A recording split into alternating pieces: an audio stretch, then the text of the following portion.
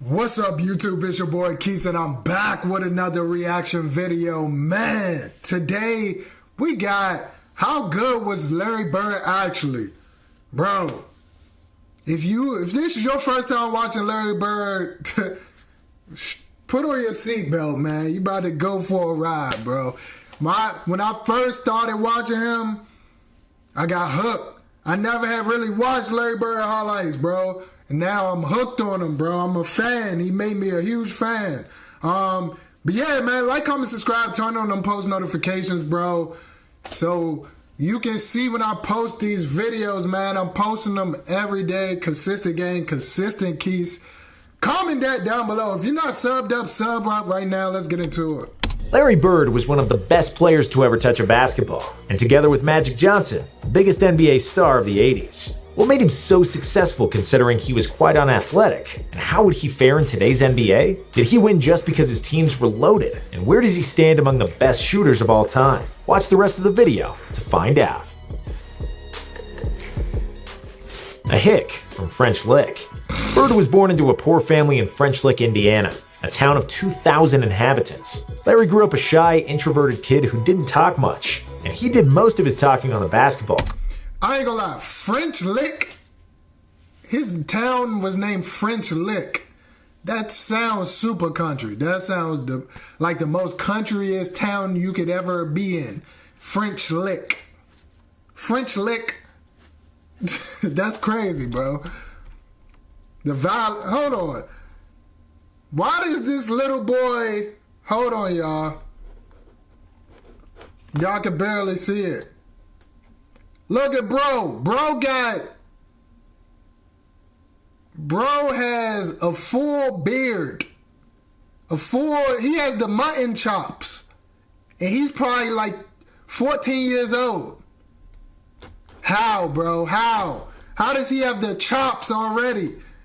And he's like, he got the coconut haircut and the chops already. And he's in high school, bro. That's crazy. Court. He grew up to 6'9" and played it. That must be him again, number 30. Number 30, hold on. Oh, they don't show his number. That's him again. He got a full beard and chest hair and super armpit hair, bro. Hey, if y'all don't know, I broke my wrist, bro. If you haven't watched my other videos, I broke my wrist snowboarding, y'all, so y'all gonna see the cast for like 4 more weeks.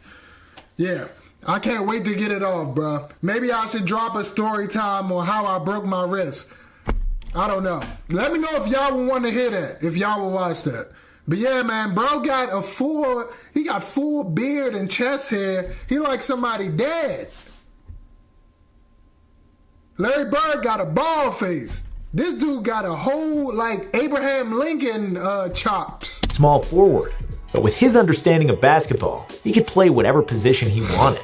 Larry finished his high school career as the best scorer in school's history, and he could choose where he wanted to go to college. He started playing for Bobby Knight at Indiana University, but didn't like the spotlight and being around so many people. He then settled at Indiana State University, where the pressure was much less than with the Hoosiers. Larry averaged 30.3 points, 13.3 rebounds, and 4.6 assists in college. The Sycamores were invincible in Bird's senior year and became the #1 team in the country with a 33-win streak. Their only loss came in the 1979 Bro was averaging 30? Yikes. He was getting a bucket. NCAA Finals, where they played against Michigan State, led by senior guard Urban Johnson. Despite 19 points from Bird, Magic and his teammates celebrated the title in what was the most watched college basketball game in history at the time. Bird was named the Collegiate Player of the Year, leaving Indiana State as the 5th-ranked NCAA scorer of all time. He was already drafted, as the Boston Celtics selected him in the NBA draft in 1978, hoping that Bird, who qualified for the NBA as a junior, would skip his senior year. He opted to stay in Indiana, and when he finally arrived in Boston, the Celtics looked nothing like their championship selves, with consecutive losing seasons. Bird then single-handedly caused the biggest turnaround ever seen in the NBA at the time. Boston improved their record from the season before by 32 wins, and finished with 61 wins and 21 losses. Although his arch-rival Magic Johnson had an impressive season, and won the title with the Lakers. Bird was named the Rookie of the Year with the average of 21.3 points, 10.4 rebounds, and 4.5 assists. He also made the All-Star team and first-team All-NBA, and even finished 4th in the MVP voting, and proved he could transform a mediocre team into a great one, all by himself. A new green dynasty. After Bird's rookie year, the Celtics had a busy offseason. Legendary Red Auerbach worked his magic and brought 2 new faces to Boston that would form one of the biggest dynasties in NBA history. Auerbach robbed Golden State by sending them the 1st and 13th pick in the 1980 draft, in exchange for center Robert Parrish and the 3rd pick, which became Kevin McHale, along with the newly formed big... Hey, they was putting belt to people. Robert Parrish and Kevin McHale, they was tough. Mixed with Larry, that's scary, bro. That's scary. Hey, I'm rhyming. Y'all see what I'm doing? Mixed with Larry, that's scary. You hear me? 3. The Celtics also had an all-star point guard, Nate Tiny Archibald, young and athletic forward Cedric Maxwell, and a few well-integrated role players that made the team complete. The head of the snake was, of course, Larry Bird, who was second in MVP voting, en route to a league-leading 62-20 record. The Celtics avenged the loss to the Sixers from the previous year, and after a tough 7-game series in the Eastern Finals, they were in the NBA Finals once again.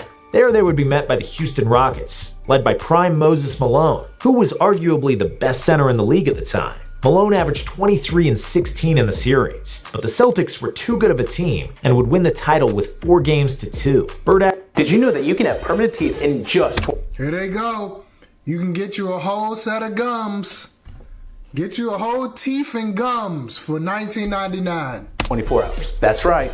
Only 24 hours and your new smile is red. Averaged 15 points, 15 rebounds, and 7 assists for the series. But the finals MVP went to Cedric Maxwell, who led the Celtics in scoring with 18 points per game. And when everybody already saw the new green dynasty, 2 bad years ensued, despite Bird's all-around excellence and McHale's improvement. They once again were the #1 seed in the East. Bird was the All-Star Game MVP, but Philadelphia retaliated for a close defeat in the Eastern Finals. And this time, they won in 7 games. The year after, I'm not gonna lie. I love how they played basketball back in the day, man. It was just way more intense. Like, people wanted it more. Nowadays, I feel like it ain't that intense. Like, people don't be trying to get at each other like they was back in the day. It was more physical. Like, it's more, I think it's more like skill to the game now.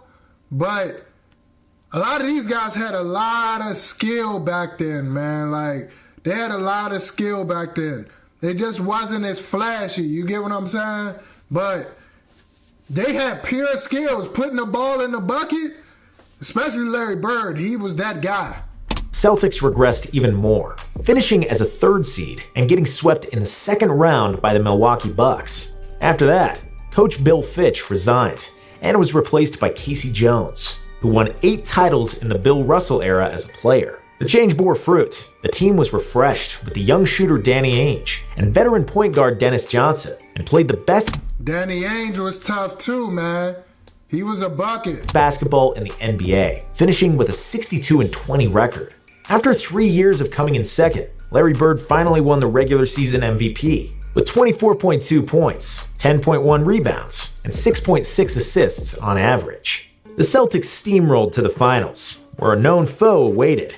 It was, of course, Magic and the Lakers. The title was decided in Game 7, where Larry Bird led the Celtics to their 15th NBA title.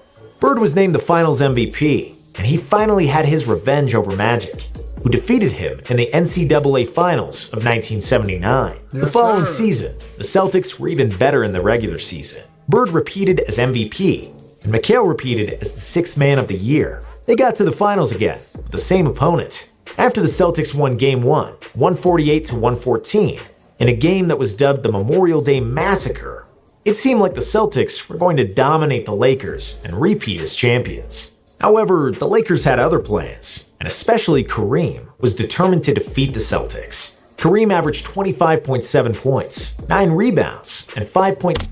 He was a force too, man. Kareem was like that. 2 assists in 6 games on 60% shooting. And the Lakers have finally won the NBA Finals against the Celtics for the first time in 9 tries. 1986, the greatest Celtics team ever and the pinnacle of Bird's career. After the finals loss, Auerbach made another clever move. He traded Cedric Maxwell to the Clippers for Bill Walton, once one of the most talented centers in the league, who accepted the role of a 6th man on the Celtics, while Kevin McHale moved to the starting lineup. The Celtics won 50 out of 51 home games that year, which is a record that still stands and likely will never be broken. Larry Bird experienced the absolute peak of his game and basketball brilliance in 85-86. He deservedly won another MVP and became the only player other than Wilt and Bill Russell to win the award in 3 straight seasons. My man went for a 3-peat on MVP. He was getting active. That's all I can say, bro. If you win it 3 years in a row,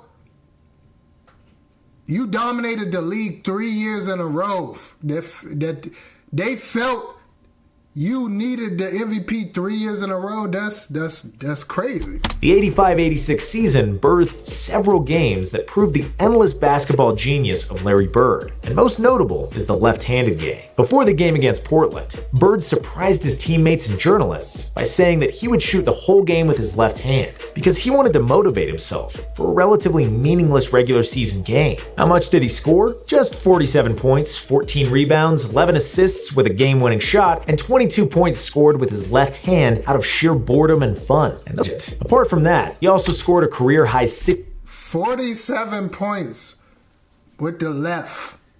It's crazy. Shooting left-handed only. He's shooting jumpers too. Like, that's just pure skill. He just was a pure bucket, bro. Like, if Mr. Buckets had to be a person, it would be Larry Bird, bro. He was just a pure bucket. However you want it. If you want me to go to the lane, I got you. If you want me to shoot a 3, I got you. Mid-range fadeaway, got you, bro. Tough buckets, got you. Double team, got you. Triple team, got you, bro. Clutch, buzz beater, got you. It's too easy, 60 points on the Atlanta Hawks earlier in the season. Almost everything he put up toward the basket went in. He got into such a zone that the Hawks bench jumped off their chairs and cheered. Hey, go watch my video on his 60-point game, bro. Dude was getting active. Kevin McHale had 57 points or whatever. He said, forget that, I'm going for 60. I need it. Which they received hefty penalties from the Hawks coach, Mike Fratello. Throughout the game, the commentator noted that what he was watching was the biggest shooting exhibition in basketball history. And at the time, it truly was. The Celtics won 67 games in the regular season and lost just 1 game in the playoffs on their way to the finals. There, they would be greeted by the Twin Towers of Houston, Ralph Sampson, and Hakeem Olajuwon, who defeated the Lakers in the West Finals. But nobody could touch the Celtics that season, who were one of the most talented teams ever assembled. Bird was 2 rebounds and 3 assists shy of averaging a triple-double in the finals, and he deservedly won his 2nd Finals MVP. Final years, injuries, and the Dream Team. In 1987, the Celtics had a very difficult season. Their number 2 pick, Len Bias, tragically passed away after the draft, and they suffered many injuries during the season and the playoffs. Man, Larry Bird was too good, and this is the best what-if moment, or the biggest what-if moment in basketball history, bro. Imagine if Len Bias would have came to the Celtics. It would have been crazy, dude. It would have been bonkers. They would have kept winning into the Jordan era, bro. Imagine if Larry Bird could stay healthy, and Len Bias and all the other dudes they got. Oh my gosh, bro. I don't know if we could say Jordan was the GOAT if Len Bias would have came to the Celtics, dude. We gotta do another video on Len Bias now that I got the new desktop, because it's gonna be clear, right? I did a video like a while back on my Mac, but that joint was kind of probably laggy and skippy. But we're going to do another video of Len Bias. Let me know if y'all want a Len Bias video. I got y'all. I'm going to drop that. They still advanced to the finals after two 7-game series against the Bucks and the bad boy Pistons, where Bird made one of the most legendary plays and stole the inbounds pass from Isaiah Thomas that won a crucial Game 5 for the Celtics. And in the finals again, it was the Lakers for the third time in 4 years. Because LA was much more rested coming to the finals, the Celtics did not have enough gas in the tank to stop the fast-paced showtime. Bird delivered another 24, 10, and 5 for the series, but it wasn't good enough, and Magic got the best of him once again. Next year, Bird had maybe one of the best statistical years of his career. He averaged 30 points on 50, 40, and 90 shooting, a feat he achieved the previous year as well, proving that he's the best shooter who ever played at the time. The Celtics reached the conference finals, but it would be their last hurrah as the Pistons finally got over the hump and managed to beat them. In the offseason, Bird sustained a severe back injury from chopping wood back home in Indiana. He was one of the best basketball players in the world who had millions of dollars, but he was still the hick from French Lick. He chopped his own wood when he needed to, and I respect him even more for that. The back injury and surgery on both Achilles tendons caused him to miss almost the entire 88-89 season. However, even debilitated, Bird was better than most players in the league, and despite needing to stretch for more than 2 hours to be able to run, he was still very productive. He was named an All-Star each of the last 3 seasons, along with some memorable performances, like a game in the 1991 playoffs where he suffered a concussion, but then pulled a Willis Reed and came back to the game, scored 17 points in the second half, and won the series for the Celtics. Unfortunately, the toll on his body was getting too much to bear, and he ended his career in 1992, when he finally became teammates with his good friend Magic Johnson on the Dream Team. Bird flew off into the sunset with the gold in Barcelona, retiring as the best small forward and the best shooter to ever play. Legacy. Trash-talking god, top 10 player ever. One of the most famous Larry Bird trash-talking stories is from the 1986 three-point shooting contest, when the legend walked into the locker room and asked all the other participants who was coming in second after him. I love his trash talking videos, bro. He said, who's coming in second? Because I know I'm coming in first. No ifs, ands about it. Y'all know, and I'm not taking off the warm-up. It's crazy. Of course, he went on and swished near every three-pointer and won, all without taking his jacket off. Bird would win the three-point shooting competition the next 2 years as well. And before Reggie Miller came along, there was no argument who's the best shooter ever. On the 26th of December 1990, Indiana's Chuck the Rifleman Person said he's going bird hunting before the Celtics game. Yeah, Bird replied that he'd got a Christmas present for him, and while Chuck was on the bench, Bird got the ball in the corner just in front of the Pacers bench. He hit the jump shot, turned to Chuck, and said Merry effing Christmas. And that's who Larry Bird was, and how he talked. He was the ultimate competitor, and he had all the skills in the world to back it up. He'd tell players where he would get the ball, what he was going to do, and then do it. And there was nothing they could do to stop it. He accused the opposing team of putting a white guy to guard him because he felt that was disrespectful. And if you watch Space Jam, you know that Larry isn't white. He's clear. Bird would drink half the bar under the table. Sometimes he'd fight people in the bar as well, and then go to the game the next day and dominate as if nothing happened. Bird was a unique player, and there was nobody like him. At first glance, his moves look almost clumsy, far from physically dominant or athletic. He rarely dunked, his vertical was average at best, and he never played exceptionally fast. From the neck down, in basketball terms, he was nothing special. From the neck up until the end of his fingertips, he was pure genius. There's no doubt that he would be a great player in today's era, where we can see players like Doncic and Jokic dominate the game without great physical talent. Bird was one of the top 10 players who ever played, and one of the best pure shooters ever. He was the best player in the... I'm giving him top 3, bro. Top 5, for sure. It's hard. It's hard. I feel like it's just... Like, I don't know. I can't... Like, I love Kobe. But I love Jordan. I love Kobe. I love Bird. But I just don't know, bro. Like, I just don't know, man. I'm not a huge LeBron fan, if you haven't noticed that, if you watch my videos. But I don't know. Larry is up there. My dad was like, he's number 1. Like, he watched him play in real life. He said, he's number 1. I'm not gonna lie. He was different, bro. But yeah, man.